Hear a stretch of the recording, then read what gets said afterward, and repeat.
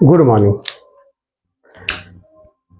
कल हमने देखा था आपका ऋग्वैदिक काल, कंप्लीट देख लिए तो सामाजिक, आर्थिक, धार्मिक, राजनीतिक सारी स्थितियों पे हमने चर्चाएं कर ली थी। अब आज का विषय हमारा उत्तर वैदिक काल। उत्तर वैदिक काल का जो टाइम पीरियड है वो होता है लगभग 1000 ईसा पूर्व से आपका 600 ईसा पूर्व तक। ठीक, इस युग को लौह प्रौद्योगिकी युग भी कहा जाता है। ध्यान रखिएगा, क्या कहा जाता है? लौह प्रौद्योगिकी युग कहा गया पुरातत्वविदों द्वारा, क्योंकि 1000 ईसा पूर्व पहले अतरंजी खेड़ा में हमें लोहे के औजार प्राप्त हुए, ठीक, जो इसी काल से संबंधित है ना। और भी हमें लोहे के बहुत सारे उपकरण इस काल से संबंधित प्राप्त हुए, इसलिए इसे लौह प्रौद्योगिकी युग भी कहा जाता है। इसे उत्तर वैदिक काल कहा जाता है क्योंकि ऋग्वेद के बाद जितनी रचनाएं हुई हैं, सामवेद, आपका यजुर्वेद, अथर्ववेद, ब्राह्मण जो आपका है, ब्राह्मण ग्रंथ, आरण्यक, उपनिषद, सब इस काल में हुए। ठीक, तो आपको ध्यान रखना है, कभी क्वेश्चन पूछ सकता है, आपको पूछ सकता है यजुर्वेद की रचना कब हुई? ऋग्वेदिक काल, उत्तर वैदिक काल में। तो बोले ऋग्वेदिक काल में सिर्फ ऋग्वेद, उसके बाद जितने भी आपके ग्रंथ हैं, साहित्य हैं, उनकी रचनाएं हुई हैं आपकी उत्तर वैदिक काल में।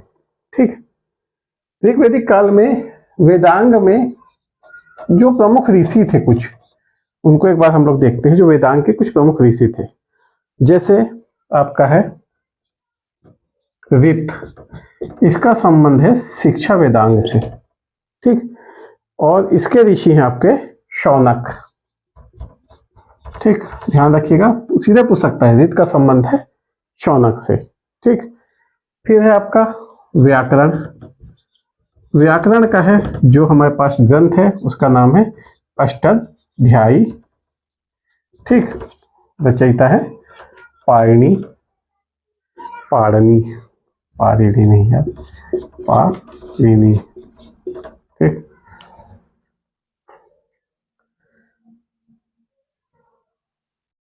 ठीक, छंद जो वेदांग है उसके प्रमुख ऋषि रहे पिंगल। ज्योतिष के रहे आपके लगध मुनि। ठीक, पिंगल और लगध मुनि। निरुक्त के रहा आपका, निरुक्त का है आपके यास्क। निरुक्त के कौन से हैं? यास्क। कुछ सूत्र हैं, उन सूत्र के भी आप देख लीजिए रचनाकर्ता कौन है। तो ठीक, सूत्र में देखते हैं हमारे पास। ये सूत्र में है कल्प सूत्र और गृह सूत्र, दो ध्यान रखिए, कल्प सूत्र और गृह सूत्र। इसके हैं अश्वलायन। ठीक, क्या नाम है? अश्वलायन। और है फिर आपका अगला है धर्म सूत्र, और एक और का है, क्या नाम है उसका? शुल्व सूत्र। शुल्व सूत्र। इन दोनों सूत्रों की जो रचना करता है वो है आपके बोधायन। ठीक, इंपॉर्टेंट है ये, यहां से क्वेश्चन पूछता है ना, आपका तब ऑब्जेक्टिव टाइप क्वेश्चन के लिए है, इंपॉर्टेंट है। ठीक, चलिए अब आगे देखते हैं, मिटा दे रहा हूं।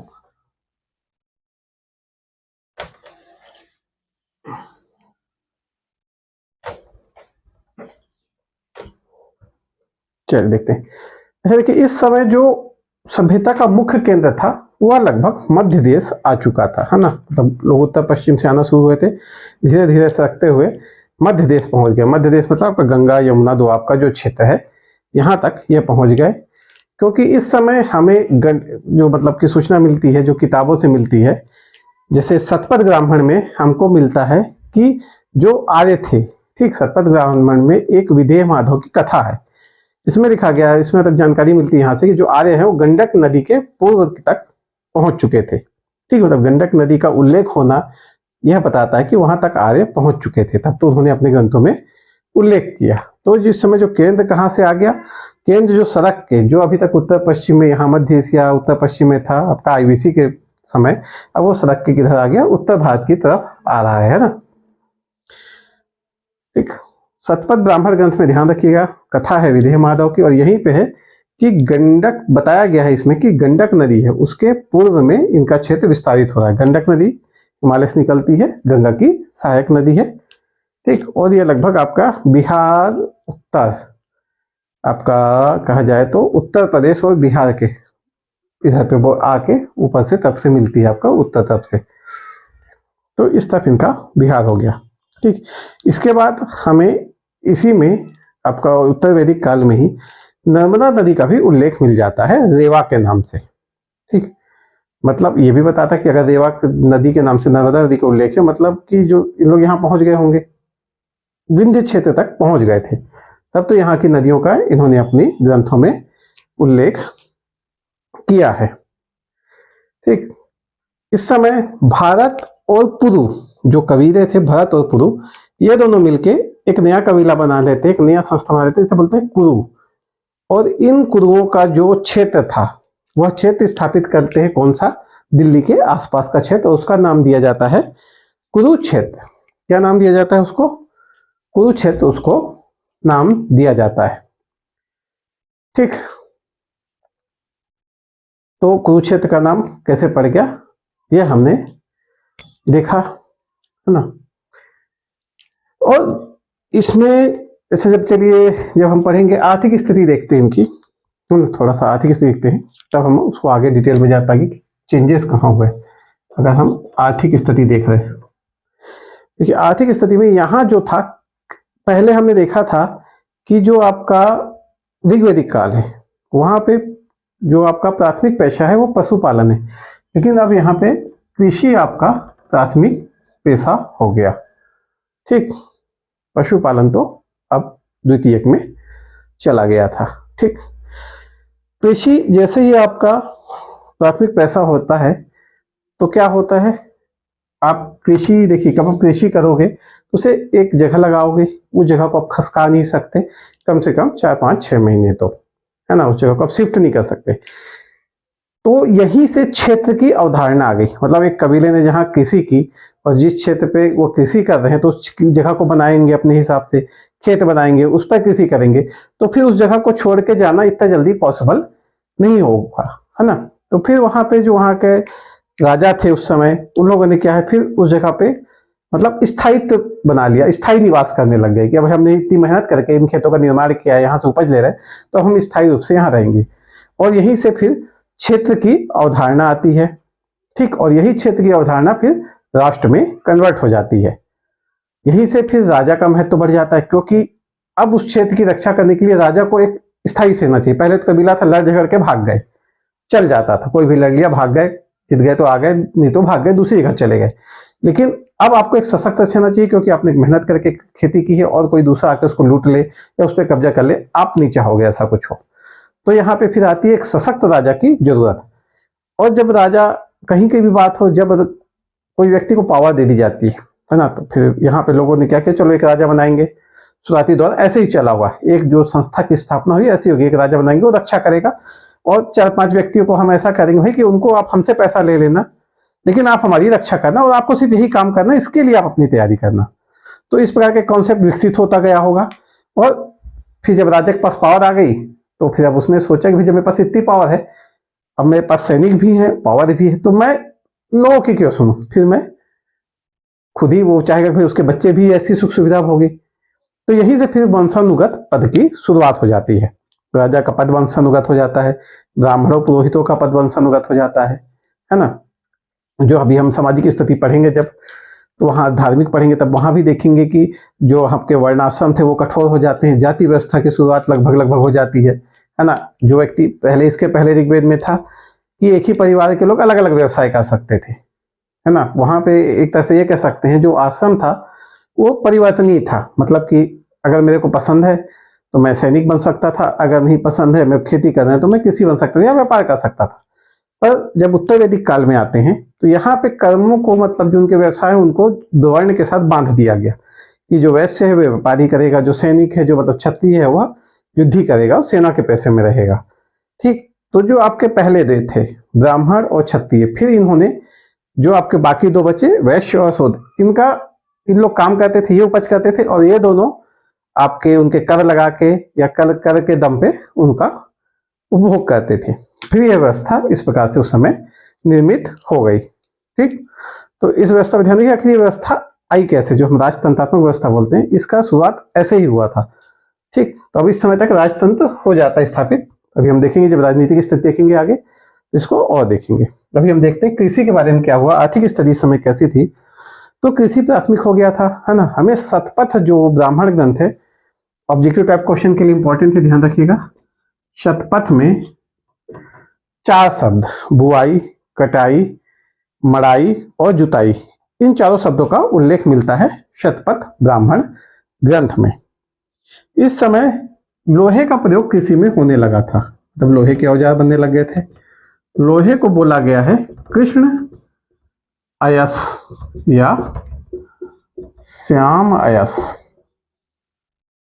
ठीक, कृष्ण अयस या श्याम अयस किसको बोला गया है, लोहे को बोला गया है। और अतरंजी खेड़े से हमें लौह कृषि उपकरणों की प्राप्ति हुई, कहां से, अतरंजी खेड़ा से, है ना। और लोहे के अगर साक्ष्य बोला जाए प्रथम मिले तो हमें कर्नाटक के धारवाड़ जिला से 1000 ईसा पूर्व मिले लोहे के साक्ष्य। कहाँ मिले, कर्नाटक धारवाड़। ठीक, तो पता है कर्नाटक जो वैसे भी आपके लौह भंडारण में काफी समृद्ध स्टेट है, तो कर्नाटक के धारवाड़ से हमें 1000 ईसा पूर्व लोहे के साक्ष्य मिले थे।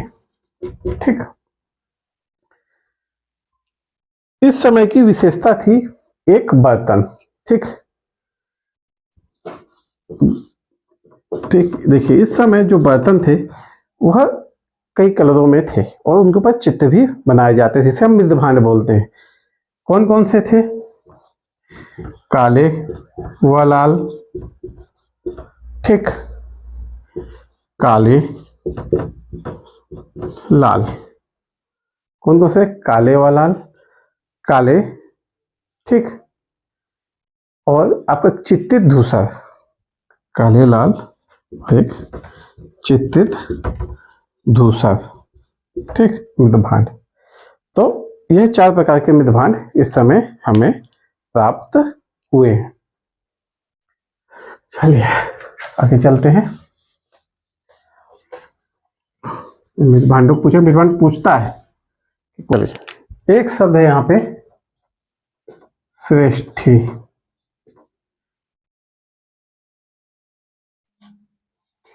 ठीक, यह श्रेणी का जो व्यापारियों का जो प्रधान होता था उसे श्रेष्ठीन कहा जाता था। ठीक, श्रेणी के व्यापारियों का जो प्रधान होता था उसे क्या कहा जाता था, श्रेष्ठीन।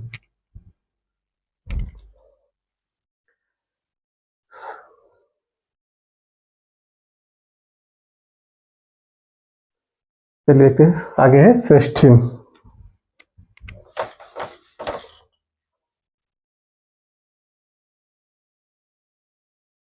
श्रेष्ठीन देखते हैं आगे, श्रेष्ठीन। ठीक, यह श्रेणी के व्यापारियों का प्रधान होता था। ठीक, इस समय विनिमय प्रणाली ही प्रमुख थी। ठीक, फिर भी हमें निष्क, शतमान, पाद, कृष्णल और रतिका इत्यादि मुद्राओं की जानकारी प्राप्त होती है। कौन कौन सी, निष्क, शतमान, पाद, कृष्णल और रतिका। एक मुद्रा का भी नाम सुनने को मिलता है जिसे बोलते हैं पण। पण मुद्रा के भी उल्लेख इस समय हमें मिलता है। इस समय के लोग व्यापार भी करते थे, तो आसपास के समुद्रों की जानकारी थी इन्हें। तांबे का इन लोग खेतड़ी से करते थे, सोना आपका कर्नाटक से होता था, है ना। अफगानिस्तान और तरफ से कुछ व्यापार भी इनके साथ टीन और चांदी के होते थे। ठीक, धातु शिल्प अब उद्योग का स्तर ले चुका था। क्या हो गया था, धातु शिल्प जो था वह उद्योग का स्तर ले गया था। वस्त्र निर्माण भी उद्योग का काफी विकास हो गया था इस समय तक। ठीक, लेकिन जो सिक्के थे वह नियमित नहीं थे। सिक्के जो थे वह नियमित नहीं थे, है ना। चावल का परिचय, यानी कि आर्यों को शुरू शुरू में चावल की जानकारी नहीं थी। जब यह दोआब क्षेत्र में आते हैं, दोआब मतलब गंगा जमुना का जो दोआब है, उत्तर भारत का मैदान है, इस क्षेत्र में आते हैं, तब इन्हें चावल की पहली बार जानकारी होती है। और चावल को इस समय क्या कहा गया है, व्रीहि, व्रीहि कहा गया है चावल को। तांबे के, अगर हम इसमें खुदाई की बात करें तो तांबे के जो हमें सर्वाधिक औजार मिले इस समय, वो मिले हमें उत्तर प्रदेश और बिहार में। ठीक, तांबे के जो हमें कहाँ मिले हैं, सर्वाधिक औजार मिले हैं, वो मिले हैं हमारे पास उत्तर प्रदेश और बिहार में। ठीक, यह आर्थिक स्थिति के बारे में थोड़ी सी इनकी जानकारी जो इंपॉर्टेंट थी। आगे देखते हैं हम राजनीतिक स्थिति। देखिए, राजनीतिक स्थिति में मैंने पहले ही बताया कि अब क्षेत्र की धारणा, कॉन्सेप्ट आ गया है ना। लोगों ने एरिया बना लिया और एरिया पे अब कब्जा करना, मतलब कि एक एरिया को अपना मानना शुरू कर दिया है। अभी तक भूमि के स्वामी का जो था वो कॉन्सेप्ट नहीं था, लेकिन अब भूमि के स्वामी का कॉन्सेप्ट आ गया। मतलब एक कबीले ने जैसे एरिया पे कब्जा किया, वो उसका हो गया। अब उसका प्रधान राजा हुआ तो वह क्षेत्र राजा का हो गया। ठीक, राष्ट्र शब्द का उदय इसी क्षेत्र शब्द का से होता है आगे चल के। ठीक, और इसी कारण इस समय आपके क्षेत्रीय राज्यों, जो क्षेत्रीय राज्य हैं, इनका उदय होता है ना। फिर हम देखेंगे आगे 16 जनपद बन जाते हैं, है ना। 16 जनपद हो गए, महाजनपद जिन्हें हम बोलते हैं, 16 महाजनपद का निर्माण इस समय फिर होना शुरू हो जाता है। ठीक, इस समय ऐतरेय ब्राह्मण ग्रंथ में राजा के देवी उत्पत्ति का सिद्धांत दिया गया है। ठीक, ऐतरेय ब्राह्मण में ग्रंथ में राजा का क्या, देवी उत्पत्ति। देखिए, ये जो देवी उत्पत्ति का सिद्धांत दिया गया है ना, मेरा विचार है यह इसलिए दिया गया है ताकि लोगों राजा की सत्ता का विरोध ना कर सके। मतलब उनके दिमाग में आप ऐसा भर दो कि यार ये जो व्यक्ति राजा है वो ऑलरेडी राजा बनने के लिए ही पैदा हुआ है ना, ताकि कोई उसका विरोध ही ना कर सके। मतलब लोग अपने आप ये सोच ले कि नहीं यार ये व्यक्ति तो पैदा ही राजा बनने के लिए हुआ, देवता ने इसे राजा ही बनाया है। ठीक, मतलब इसके अलावा और कोई राजा नहीं बन सकता है। यह कॉन्सेप्ट लोगों के मन में शुरू से डाल दो ताकि वह आपका विरोध ही ना कर पाए। और तो अगर इस कॉन्सेप्ट को देखें तो कहीं ना कहीं यह मिलीभगत लगती है। दो जो पावरफुल ग्रुप है उनकी मिलीभगत भी एक ऐसा कॉन्सेप्ट बनाया जाए ताकि हमारा विरोध ना हो सके। जैसे ब्राह्मणों को बना दिया कि नहीं शिक्षा सिर्फ इनका अधिकार है ना, तो वैसे से राजाओं को बना दिया कि नहीं इन्हीं का बेटा राजा होगा। ये देवी सिद्धांत की नहीं, क्योंकि दूसरा कुल का या दूसरा वंश का राजा नहीं हो सकता। ठीक, और ये सिद्धांत केवल हमारे यहाँ नहीं चला, पूरे विश्व में लगभग सब जगह ऐसे ही सिद्धांत बने हैं। हमने ये आपका जब यूनान के राजाओं को देखेंगे तो वहां भी राजा के देवी उत्पत्ति का सिद्धांत है। ठीक, मिस्र की आप सभ्यता देखो तो वहां भी यही है कि एक ही वंश के लोग फिर लंबे समय तक राजा बनते रहे। इसका मतलब थोड़ा सा मेरे को लगता है साइकोलॉजिकल जो असर डालने के लिए इस प्रकार के कॉन्सेप्ट को निर्माण किया गया था, ताकि लोगों को मतलब पहले से वो अपने आप को हीन समझने लगे। उनको बचपन से एक ही देखे, कोई व्यक्ति आप किसी व्यक्ति को बचपन से सुनाते रहोगे ना कि ये कमजोर है कमजोर कमजोर है, तो उसकी एक मानसिकता ही ऐसी बन जाएगी कि वह व्यक्ति कमजोर है। ठीक, उससे फिर आप बाद में जाके उसको बोलो कुछ बड़ा काम कर जाओ तो उसको हमेशा ये बात आएगी नहीं मेरे को तो बचपन से ही बताया गया कि मैं तो कमजोर हूं, मैं कैसे कर सकता हूँ। तो यह जो एक क्या बोले अपने आप को अंडर एस्टिमेट करने की जो चीज है, यह इस समय लोगों में भरने के लिए इस प्रकार के जो कॉन्सेप्ट बनाए गए हैं। ये मेरे विचार हैं भाई, है ना, दूसरा भी हो सकता है मतलब, पर मेरे को ऐसा लगता है कि यह ऐसा कुछ इसलिए इस टाइप के सिद्धांतों का निर्माण किया गया था। नहीं तो अभी कोई असाधारण सा व्यक्ति बोल दे मैं राजा हूं, काहे का राजा, मतलब चल पड़, तो ऐसा ना हो करके, है ना। अब आप कोई जैसे कि अभी आप नहीं, राजनीतिक रूप से इसको जोड़ना गलत हो जाएगा, है ना, ऐसा नहीं देखते। हाँ, तो एक तो सामान्य कॉन्सेप्ट समझ लो कि अगर जैसे घर में जो बड़ा है, जैसे एक सम्मान का पद बना दिया गया तो आदमी अपने आप उसको भी सम्मान देने लगता है ना। हाँ, आप अभी के भी राजवंशों को देख लो, है ना, आप बहुत से पुराने परिवारों को ऐसे देखोगे कि अगर राजवंश का कोई आया, जैसे आपके बस्तर में राजा हैं, आपके और भी जो अलग अलग रियासतें छत्तीसगढ़ में, वहाँ पे ही राजा है, वो कभी प्रोग्राम में आते हैं तो एक लोगों की भीड़ अलग से उनके सम्मान में, भले आज के डेट में हमारे देश में राजतंत्र नहीं है, फिर भी उनके मन में एक अलग सा उनके प्रति आकर्षण आ जाता है ना, कि नहीं यार ये राजा फैमिली की ऐसी फैमिली थी, ऐसा वैसा था, जबकि था वास्तविकता आज हम जानते हैं कि ऐसा कुछ नहीं था। उनको ये सिर्फ एक चांस की बात थी कि वह राजा बन गए, या वो एक ऐसे परिवार में पैदा हो गए जिनका उस समय प्रभुत्व था, है ना, और इसके अलावा उनमें कोई विशिष्टता नहीं है। तो यही जो है, आप अभी बस्तर के आदिवासियों को जाके अगर पूछोगे तो आज भी अपने जो राजा हैं उस समय पर, उनके वंश के जो कुल के राजा हैं, उनको आज भी अपने देवता तुल्य मान लेते हैं, मानते ही हैं। कई जगह मैं तो घूमा भी हूँ बस्तर, कई बार गया भी हूँ, लोगों के संपर्क में रहा। वो जो पुराने आपके पिछड़े समाज के लोग हैं, वहाँ आदिवासी समाज के जो लोग हैं, जो अभी उतना आधुनिकता से परिचित नहीं, वो आज भी बस्तर के राजा को अपना देवता समान ही तुल्य ही मानते हैं, है ना। तो यह इसी सिद्धांत का है, राजा को आप इतना महान बता दो कि कोई खड़े होने की हिम्मत ही ना कर पाए। ठीक, तो ऐतरेय ब्राह्मण ग्रंथ में है आपका राजा का देवी उत्पत्ति का सिद्धांत। राजा का पद वंशानुगत हो गया, राजतंत्रात्मक व्यवस्था आ गई।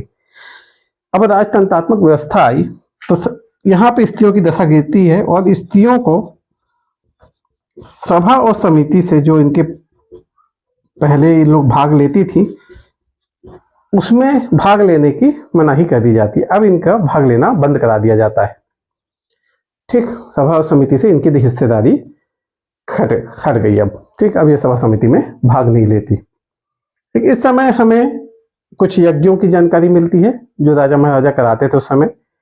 जैसे ऐतरेय ब्राह्मण ग्रंथ में, ध्यान रखिए पूछता है किस ब्राह्मण ग्रंथ से वे किस चीज का उल्लेख है। तो ऐतरेय ब्राह्मण ग्रंथ में है राजसूय यज्ञ का उल्लेख। राजसूय यज्ञ में क्या होता था, राजा अपनी शक्ति को प्रदर्शित करने के लिए क्या करता था, घोड़े को छोड़ देता था, और नहीं, ये नहीं है, जो ये क्या है आपका राज्याभिषेक से संबंधित है। ठीक, राष्ट्रीय इसमें राजा का राज्याभिषेक किया जाता था। ठीक, राजस्व यज्ञ में क्या है, राजा का राज्याभिषेक किया जाता था, और 24,000 ग्राम के इस यज्ञ की जो फीस थी वो 24,000 गाय थी, जो पुरोहित को दी जाती थी। ठीक, ऐतरेय ब्राह्मण ग्रंथ किसका उल्लेख है, राजस्व यज्ञ का है। इसमें जो पुरोहित को 24,000 गाय दान दी जाती थी। ठीक, किसके लिए, राजा के राज्याभिषेक के समय यह यज्ञ किया जाता था। जब जैसे कोई नया राजा गद्दी में बैठता था तो उसको राज्याभिषेक किया जाता था, उसी के लिए यह यज्ञ आपका किया जाता था। ठीक, राजा की जो सहायता के लिए रत्नी नामक पदाधिकारी होते थे। ठीक, राजा की सहायता के लिए रत्नी नामक पदाधिकारी होते थे। ठीक, इन पदाधिकारियों को मैं यहां लिख देता हूं, देखिएगा। ठीक,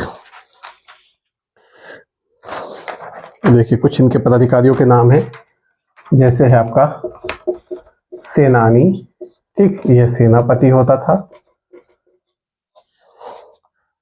सूत राजा का सारथी होता था। ग्रामणी गांव का प्रधान। ठीक, भाग दूध कर संग्रह करता। संग्रहित कोषाध्यक्ष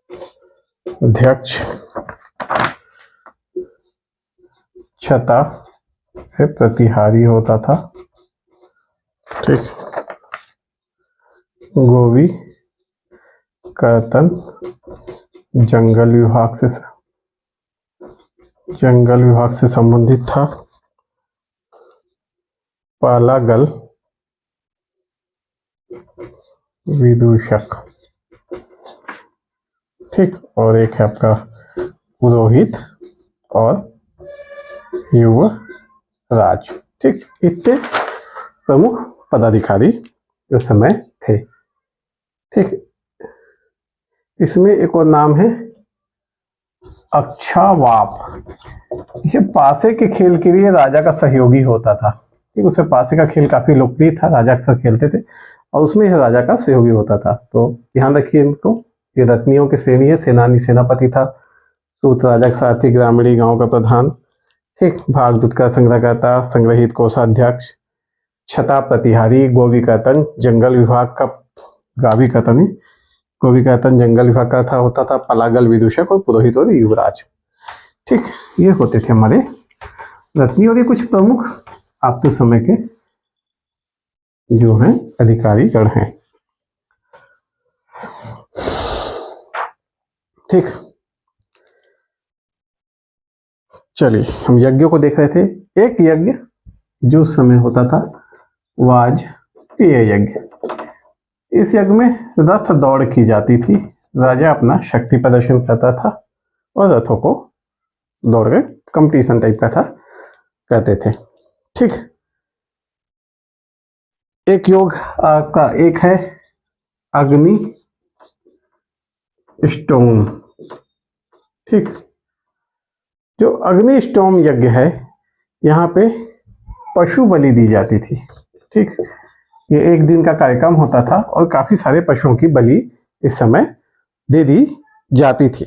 ध्यान रखना है, इस यज्ञ के पहले जो राजा रानी है उन्हें 1 वर्ष तक सात्विक रहना पड़ता था। ठीक, 1 वर्ष तक मतलब सात्विक जीवन जीना पड़ता था। उसके बाद ही वह ये करने के लिए मतलब कि योग्य माने जाते थे। ठीक, फिर है आपका एक यज्ञ अश्वमेघ यज्ञ।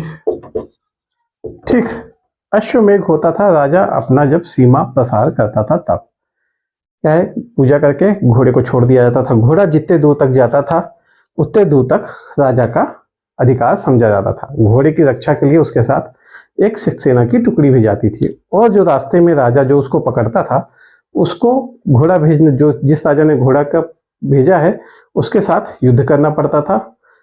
युद्ध में हार जाता था तो इसके अंडर में आ जाएगा, जीत गया तो ये इसके अंडर में चला जाएगा। तो अश्वमेघ होता था। अच्छा हाँ, जब ये घोड़े को पकड़ के लाते थे वापस, मतलब घोड़ा पहुंच गया जितना दूर, उसके जब घोड़े को वापस लाते थे 1 वर्ष के बाद, तो फिर उस घोड़े की बलि दे दी जाती थी। ठीक, इसलिए से अश्वमेघ यज्ञ बोला गया। एक पुरुष मेघ यज्ञ भी सुनने को हमको मिलता है। कौन सा यज्ञ? पुरुष मेघ यज्ञ भी सुनने को मिलता है। बोला जाता है कि इसमें पुरुषों मतलब मानव बलि दी जाती थी। ठीक, किसकी बलि जाती थी? पुरुषों यानी मानव बलि इसमें दी जाती थी।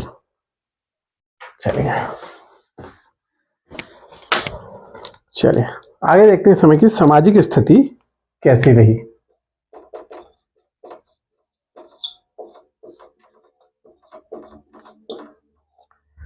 देखिए, सामाजिक स्थिति में सबसे पहले स्त्रियों की बात करते हैं। तो स्त्रियों की स्थिति इस समय डाउन हो गई, गिर गई। पुरुष सत्तात्मक समाज तो पहले से था, लेकिन अब पुरुषों को सर्वाधिकार दे दिए गए। ठीक, मतलब स्त्रियों के जो भी अधिकार थे, जैसे पहले हमने देखा था कि स्त्रियों के उपनयन होते थे, इस समय उपनयन होना स्त्रियों के बंद हो गए। ठीक, उनको मनाही कर दी गई उपनयन से।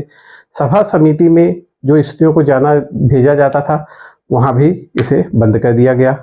ठीक, शिक्षा पे भी रुकावटें आ गई। हालांकि कुछ स्त्रियों हमें इस समय की मिलती हैं जो पढ़ी लिखी हैं और विदुषी हैं। उनके नाम हैं गार्गी, गंधर्व, मैत्रेयी इत्यादि जो हैं, वेदवती। ठीक, गार्गी,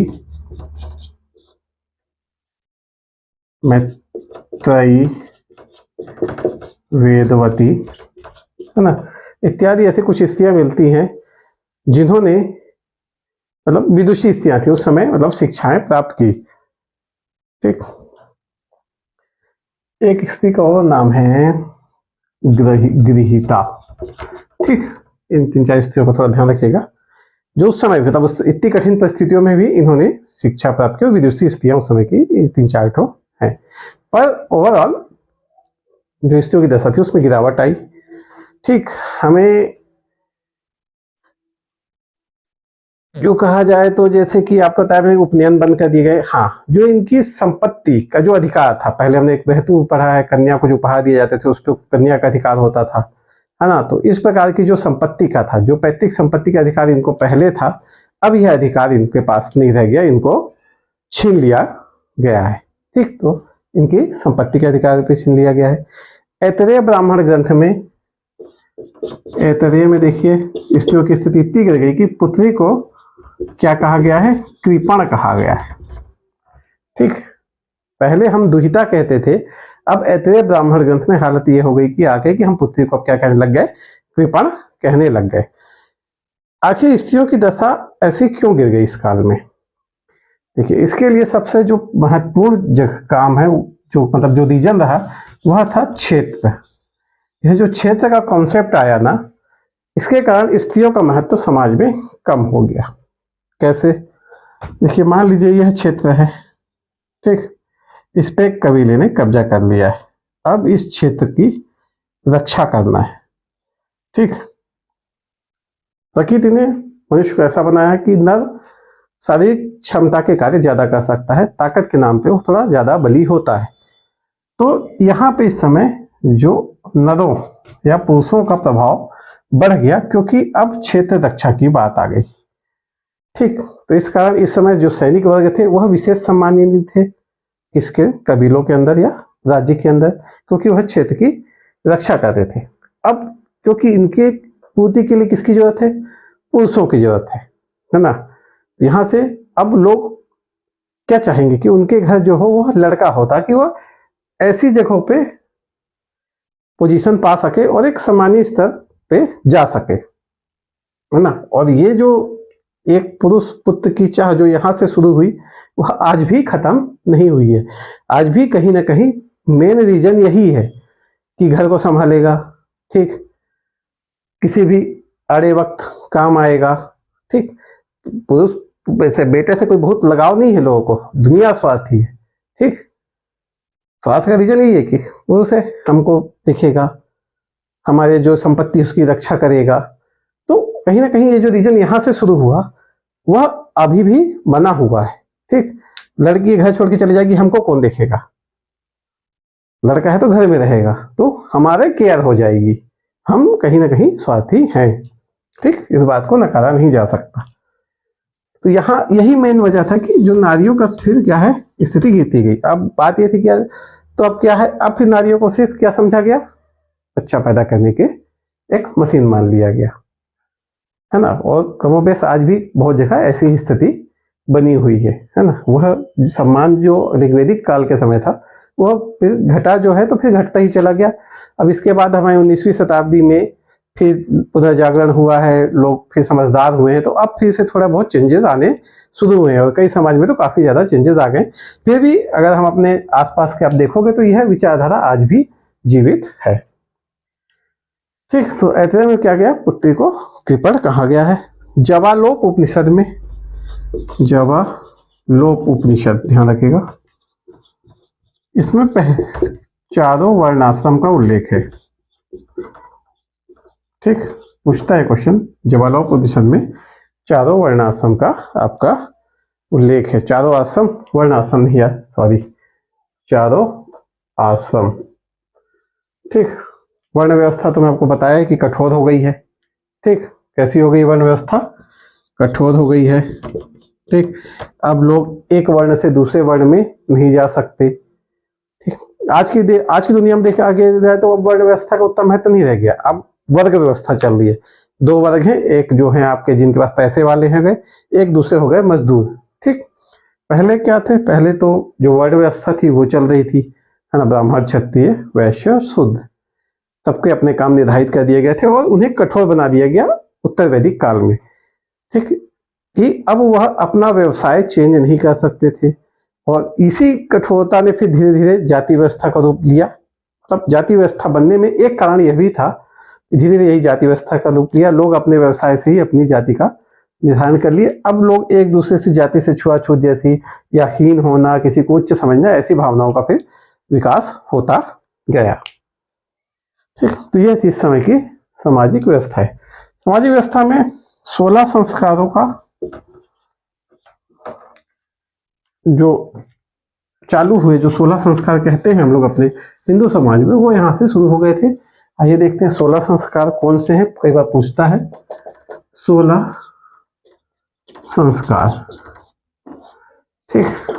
देखिए 16 संस्कार में ज्यादातर हमारे विवाह तक कंप्लीट हो जाते हैं। एकमात्र ऐसा संस्कार है जो विवाह के बाद होता है, वो होता है अंत्येष्टि, ठीक। तो आदमी का जो अंतिम संस्कार है वह है अंत्येष्टि। पहला संस्कार है गर्भाधान, ठीक। दूसरा है पुंसवन, लिख देता हूं, गर्भाधान। दूसरा है पुंसवन, पुंसवन। तीसरा है सीमांतोन्नयन, सीमांतोन्नयन, ठीक। चौथा है जात कर्म, ठीक। सीमांतोन्नयन, जात कर्म। फिर पांचवा है जो सीमांतोन्नयन आपको 9वें महीने या कहीं कहीं 7वें महीने में हो जाता है। 8वें 9वें महीने में जात कर्म होता है। फिर आ जाता है आपका बच्चा पैदा होने के बाद जात कर्म हुआ, नामकरण। फिर होता है नामकरण, है ना। नामकरण के बाद फिर उसको बच्चे को बाहर घुमाने ले जाते हैं, तो वो हुआ आपका निष्क्रमण, ठीक। ये पहला वाला जब होता है जब कंसीव हो जाते हैं, ठीक। इसके बाद इसमें आशीर्वाद दिया जाता है, इसमें और ये दोनों आशीर्वाद कर्म में, इसमें पिता आशीर्वाद देता है। फिर नामकरण होता है, फिर निष्क्रमण होता है, बाहर घुमाने ले जाते हैं। जहाँ फिर उसके बाद अन्नप्राशन होता है, सब, है ना। बच्चों को पहली बार अन्न चखाया जाता है, ठीक। अन्नप्राशन हो गया। अन्नप्राशन होने के बाद चूड़ा कर्म होता है, ठीक। चूड़ा कर्म होने के बाद उसके कान छेदे जाते हैं, जिसे कंछेदन बोलते हैं हम लोग, कर्णभेदन, ठीक। इसके बाद प्रारंभिक शिक्षा चालू होती है, उसे बोला जाता है विद्यारंभ, ठीक। प्रारंभिक शिक्षा को क्या बोलते हैं, विद्यारंभ। उसके बाद उपनयन कराया जाता है, तो उपनयन संस्कार। उपनयन के बाद वेद पढ़ने या उच्च शिक्षा के लिए भेजा जाता है, तो वेदारंभ,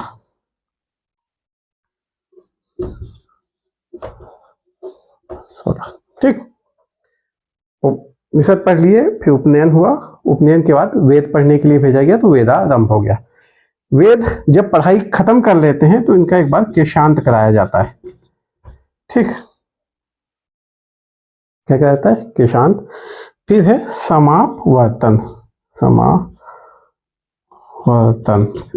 समापवर्तन के समय जो शिष्य है वो गुरु के पास बैठता है, उनसे शिक्षाएं लेता है, और उन्हें मतलब कि उस समय शायद मेरे ख्याल से इसमें आपका जो दक्षिणा है, गुरु से क्या चाहिए गुरु को, ये पूछा जाता है। उसके बाद अगला है आपका विवाह, है ना। फिर आपका अंत्येष्टि, ठीक। अकेला संस्कार जो मरने के बाद होता है।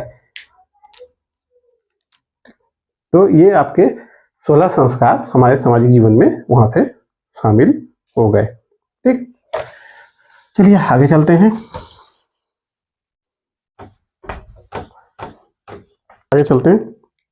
इसका है, इसके बाद है विवाह के कुछ प्रकार प्रचलित थे, है ना, जिसके 2 प्रकार पे थे। एक जो था समाज के द्वारा प्रशंसनीय था, और एक जिसे समाज पसंद नहीं करता था, ठीक। तो एक विवाह हुआ प्रशंसनीय विवाह, जिसको समाज मान्यता देता था। इसके अंतर्गत कौन कौन से हैं, देखिए कौन कौन से हैं।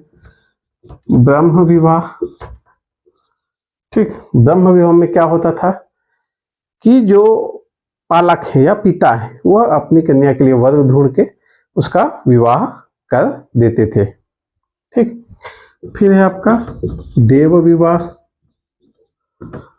ठीक। देव विवाह में जब पुत्री का विवाह यज्ञ करने वाले पुरोहित से किया जाता था, तो ऐसे विवाह को देव विवाह कहा जाता था, ठीक।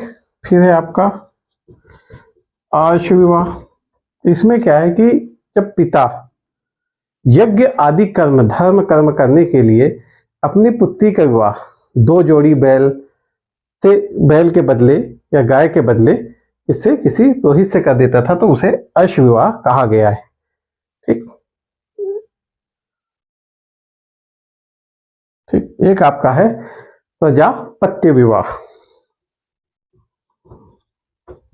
ठीक, इसमें क्या है, इसमें जो वर पक्ष है, वर पक्ष का लड़का है, वह कन्या के पिता से मांग के शादी कर लेता था या विवाह करता था, उसे बोला गया आपका प्रजापत्य विवाह। और फिर आपके अप्रशंसनीय विवाह कौन कौन से हैं? देखिए, अप्रशंसनीय विवाह है आपके, एक तो है आपका असुर विवाह। ठीक, असुर विवाह, इसमें क्या होता था, इसमें धन के बदले कन्या को बेच दिया जाता था और धन के बदले सामने वाले से विवाह करा दिया गया। तो ये हो गया आपका असुर विवाह। फिर इसके बाद अगला है आपका गंधर्व विवाह। ठीक, प्रेम संबंध या काम वासना में संलिप्त होकर जब विवाह कर लिया जाए तो वह आपका गंधर्व विवाह कहलाता था। ठीक, फिर है आपका पैशाच विवाह, मतलब किसी महिला से, किसी लड़की से जबरदस्ती करके उसका विवाह कर दिया गया, उसके बाद या किसी विक्षिप्त महिला के साथ आपने अनैतिक संबंध बना लिए, उसके बाद विवाह किया तो वह पैशाच विवाह कहलाता था। ठीक, और उसके बाद एक आपका राक्षस विवाह, इसमें अपहरण करके विवाह किया जाता था। ठीक, तो इस प्रकार 8 प्रकार के विवाह की हमको जानकारी इस समय सामाजिक व्यवस्था से हमको यहाँ पे दिखती है।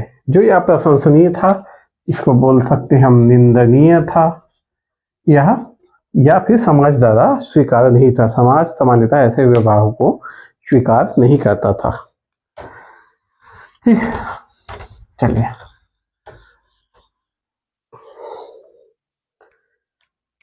चलिए अब उत्तर वैदिक काल में कुछ विशेष शब्दावली हम देखते हैं, है ना। किस तो ये मतलब अब यहाँ पे उत्तर वैदिक काल की आपकी लगभग सामान्य जानकारी खत्म हो चुकी है। कुछ विशेष शब्दावली देखते हैं जिनसे क्वेश्चन कई बार सिंगल लाइनर पूछ लेता है, जैसे कि पर्जन्य। ठीक, किसको कहा गया है? बादल को। ठीक, भिषज हम देखे थे पिछली बार भी, वैद्य को कहा गया है।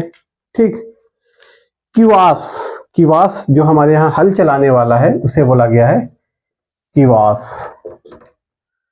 क्या बोला गया है? किवास बोला गया है हल चलाने वाले को। जो हल चलाने से नालियां बनती थी उसे क्या बोला गया है? सीता। ठीक, हल चलाने से जो नालियों का निर्माण होता था उसे सीता बोला गया। बैल को बोला जाता था ब्रिक। ठीक, लांगल या सीर हल को बोला जाता था। ठीक, लांगल या सीर हल को बोला जाता था। उर्वर मुख्य उपजाऊ भूमि थी, तो उपजाऊ भूमि होती थी उसे उर्वर कहा जाता था, है ना। इस समय हमें जो इनके ग्रंथ है वहां पे हमें सूदखोरों की भी जानकारी मिलती है, मतलब समाज में सूदखोर भी व्याप्त थे, मतलब इस समय सूदखोरी का काम चलता था, लोग उधार लेते थे उन लोगों से। ठीक, तो सूदखोरों की भी हमको जानकारी इस समय मिल जाती है। ठीक, तो ये था आपका उत्तर वैदिक काल। उत्तर वैदिक काल में इतना काफी है, इससे ज्यादा बाहर क्वेश्चन नहीं जाता। मुख्य जो क्वेश्चन जाते हैं वह जाता है आपका ऋग्वैदिक काल और उत्तर वैदिक काल में क्या क्या अंतर थे। आइए एक बार दोहरा लेते हैं इसको। देखिए, ऋग्वैदिक काल पुरुषसत्तात्मक था, उत्तर वैदिक काल भी है, लेकिन जो उत्तर वैदिक काल का जो पुरुषसत्तात्मकता थी वो कठोर थी, मतलब पुरुष को सारे अधिकार दे दिए गए थे। ऋग्वैदिक काल में पुरुषसत्तात्मक था लेकिन महिला और बाकी लोगों को भी अधिकार दिए गए थे। ठीक, फिर महिलाओं की संपत्ति का अधिकार छीन गया आपका उत्तर वैदिक काल में, महिलाओं की शिक्षा का अधिकार छीन गया, महिलाओं के उपनयन का अधिकार छीन गया, सभा समिति में महिलाओं को बैठने का अधिकार छीन गया, राजा का पद वंशानुगत हो गया, पुरोहित लोगों के पद वंशानुगत हो गए, है ना। इस समय ध्यान रखिएगा जो बलिकर था, बलिकर हमने देखा था, बलिकर, है ना, ये स्वेच्छाचारी था आपका ऋग्वैदिक काल में, स्वेच्छा से दिया जाता था, है ना। कल मैंने बताया था 1/16 इसका भाग होता था, यह 1/16 भाग जो निर्धारित किया गया यह उत्तर वैदिक काल के लिए निर्धारित किया गया, है ना। तो उत्तर वैदिक काल में इसे 1/16 लिया जाता था किसी के आय का। ठीक, और जो कर्म कांड था, हमने जैसे यज्ञ पढ़ा, यज्ञ आते हैं कर्म कांड में। पहले हम पूजा उपासना करते थे, अब हम जो मेन फोकस हो गया वह किस में पहुंच गया, कर्म कांडों में पहुंच गया। अब हम कर्म कांड पे ज्यादा भरोसा लग गए। बहुत सारे यज्ञ होते थे, यज्ञों में बहुत बलि दी जाती थी, है ना। जैसे हम देखा पुरुष में यज्ञ में मानव बलि तक दी जाती थी, है ना। ऐसे हमारे पास कई यज्ञों के हमको मिलते हैं। ठीक, हम ऐसे भी यज्ञों की जानकारी मिलती है जिसमें गाय की बलि दी जाती थी। ठीक, आपके अब आपका अभी अग्निष्टोम यज्ञ देखा जहाँ पे पशुओं की बलि दी जाती थी। तो इस टाइप के कर्म कांड बढ़ गए, मतलब जो धर्म था वह काफी जटिल हो गया। ठीक, अब लोगों को यह जटिलता ना मतलब सहज नहीं लगती थी, बेचैन होते थे लोग। तो इसी का वो रहा कि अब देखिए फिर यहीं से आपका देखिए बौद्ध धर्म भी आता है, जैन धर्म भी आता है। जो उपनिषद ये सबों का जन्म इसी समय 6वीं शताब्दी से, मतलब 600 ईसा पूर्व के आसपास सारे उपनिषदों का जन्म होना शुरू हो जाता है। ठीक, सारे उपनिषद जन्म लेते हैं। उपनिषदों का जन्म लेने का जो मेन रीजन था वो यही था ना कि हम इतने कर्मकांड इतना कर रहे, देवता के नाम पे कर रहे, तो आखिर ये देवता है कौन, कहाँ रहते हैं, कैसा है, दिखते कैसे हैं, क्या करते हैं, आखिर हम इतने कर्मकांड क्यों कर रहे हैं, क्या कर्मकांड से ही ये खुश होते। इन सब चीजों का जो जवाब में हम लोगों ने जो रिसर्च किया वही तो आपके फिर उपनिषद बन गए। ठीक, उस समय जो भी उस समय के ऋषि मुनि थे, जो भी विद्व थे उस समय के, उन्होंने जब इन चीजों पर चर्चाएं की तो वही उपनिषदों का वही उपनिषद बन गए, मतलब फिर आगे चल के, है ना, उपनिषदों का निर्माण हुआ। लेकिन उनको आधार तो यही कर्मकांड और ये जटिल जो व्यवस्था थी वही चला, उसी के कारण हुआ, है ना। ऋग्वेदिक काल में तो हमारे पास जो धार्मिक व्यवस्था थी वो सरल थी, लोग पूजा उपासना करते थे, भौतिकवादी थी, बहुदेववादी थी। उत्तर वैदिक काल भी बहुदेववादी है, लेकिन अब हमने कर्म कांड पे ज्यादा बल दिया, अपनी धार्मिक व्यवस्था को क्या कर दिया, जटिल बना दिया अब। ठीक, और यही रीजन है कि इस समय फिर उपनिषदों का जन्म होगा, बौद्ध धर्म, जैन धर्म, इन सब का उदय होना शुरू हो जाएगा। जब लोग किसी एक व्यवस्था में बहुत अपने आप को, मतलब कि एक व्यवस्था में क्या कहा जाए कि फंस जाते हैं, बहुत अनकंफर्ट फील करने लगते हैं, फिर वो विद्रोह करने लगते हैं। ठीक, वो चाहे धर्म हो चाहे और भी कोई चीज हो। और इसी तरह धर्म में फिर विद्रोह हुए, और फिर आपका बौद्ध धर्म, जैन धर्म, इस टाइप के धर्म, अजीवक, ठीक, मखलीपुत्र गोसाल का आपका अजीवक चालू हो गया, अजीत कामली का हो गया, घोरक क्रियावादी पूरन कश्यप का चालू हो गया। ठीक, तो ये सब फिर उसी समय से 6वीं शताब्दी में आप देखोगे जितने भी दर्शन का विकास हुआ वह लगभग 6वीं शताब्दी के आसपास से ही विकास होना शुरू हुआ। ठीक, तो ये सब इन सब का शुरुआत होने का रीजन इस समय की होने वाली जटिलता, चीजों का कठोर होना, है ना, ये सारी चीजें हो गई। एक वैश्य व्यापार, धीरे धीरे व्यापार बढ़ेगा तो वैश्यों का जो प्रभाव बढ़ता गया वो भी एक प्रमुख रीजन था। इस प्रकार के जो आपके मतलब जो धर्म आपके उपनिषदों का जन्म हुआ, जो दर्शन का जन्म हुआ, है ना, बौद्ध धर्म, जैन धर्म का जो जन्म हुआ, इनके पीछे वो भी एक रीजन था कि एक तृतीय वर्ग जो वैश्य था उसका प्रभाव बढ़ता गया, क्योंकि व्यापार अब बढ़ता जाएगा, जैसे अभी हम देखेंगे आगे, है ना। ठीक है, चलिए फिर इसके बारे में आगे चर्चा करेंगे।